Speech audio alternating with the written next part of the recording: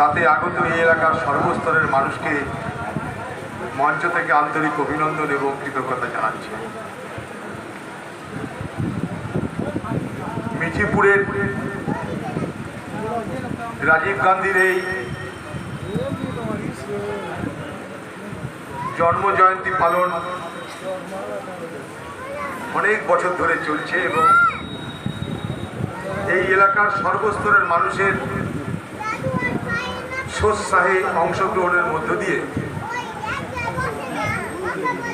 যেমন আগের প্রত্যেকটা জন্মোৎসব এখানে সফল হয়েছে, এবারেও রাজীব গান্ধীর জন্মজয়ন্তী একই রকমভাবে উচ্ছ্বাস এবং উন্মাদনার মধ্য দিয়ে পালিত হচ্ছে।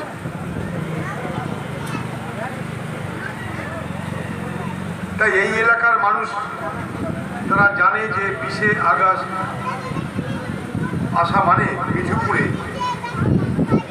রাজীব গান্ধীর স্মরণে তার জন্মদিন পালিত হয়। এটা গোটা এলাকার মানুষের কাছে একটা অতি পরিচিত ঘটনা, একটা পরিচিত অনুষ্ঠান। আর এই অনুষ্ঠানে আসতে আমাদের সবসময় ভালো লাগে, কারণ এই এলাকার মানুষের আবেগ, তাদের আত্মীয়তা, আন্তরিকতা যেমন সকলকে স্পর্শ করে, আমাকেও স্পর্শ করে।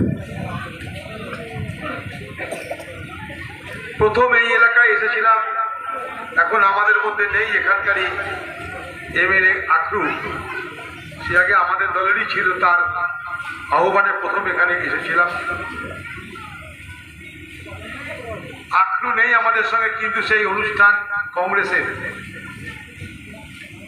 আজকের নেতৃত্বের উদ্যোগে, উৎসাহে, উদ্যমে, আপনাদের সকলের সমর্থনে, আপনাদের সকলের অংশগ্রহণের মধ্য দিয়ে পালিত হচ্ছে। রাজীব গান্ধীকে নিয়ে আপনারা সবাই জানেন, অনেক আলোচনা এখানে আমাদের বক্তারাও করেছেন, আপনারা তো জানেন, তাই নতুন করে কিছু বলার নেই। শুধু খারাপ লাগে আজকের দিনে রাজীব গান্ধীর মতন রাজনৈতিক ব্যক্তিত্বের বড় প্রয়োজন ছিল এই ভারতবর্ষে।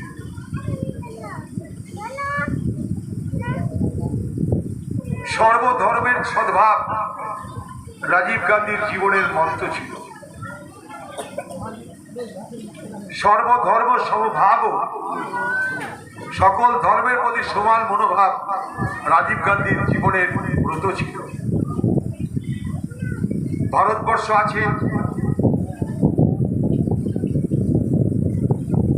সবকিছুই হচ্ছে,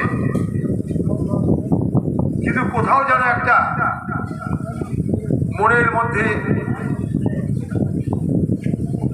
আমাদের রাজনীতিতে, আমাদের সমাজ জীবনে, আমাদের ভাবনার জীবনে একটা চির ধরে যাচ্ছে, একটা ফারাক তৈরি হচ্ছে।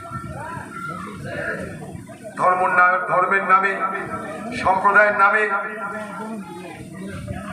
এদেশে রাজনীতি হচ্ছে, ভোট হচ্ছে,